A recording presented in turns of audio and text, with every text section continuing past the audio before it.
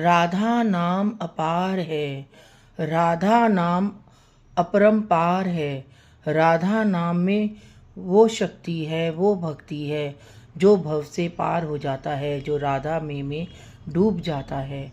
राधा रानी कृपामयी, राधा रानी ममतामयी, राधा रानी कृपालु है। राधा माई करुणामयी है, करुणा बरसाती है। राधा रानी की दृष्टि जिस पर हो जाती है भगत पर, वो राधा रानी की करुणा से सराबोर हो जाता है।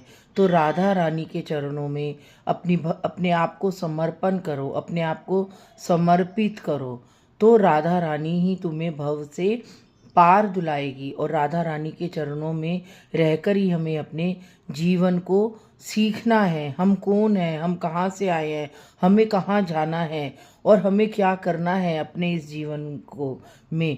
तो यही सब हमें राधा रानी की भक्ति ही हमें सिखाती है।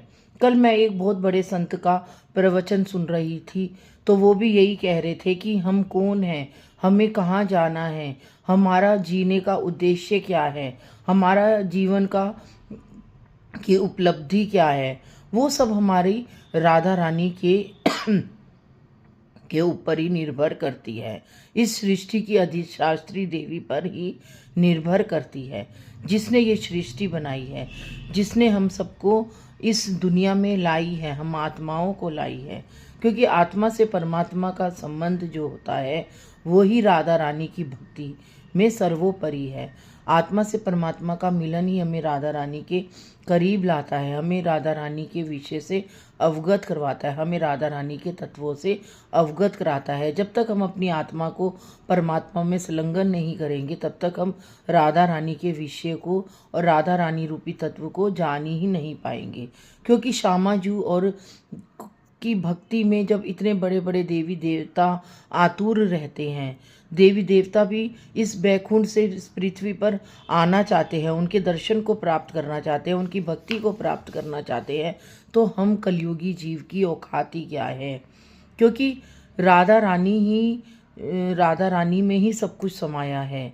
क्योंकि कृष्ण भी राधा रानी के दीवाने हैं, कृष्ण की शक्ति भी राधा रानी ही है। कृष्ण ने राधा रानी की शक्ति से ही सब ब्रज में जितने भी लीलाएं करी, सब राधा रानी की शक्ति से ही करी। तो राधा रानी ही सर्वोपरि है इस सृष्टि में। क्योंकि सारे देवी देवताओं की पूजनीय है राधा रानी, सभी देवी देवताओं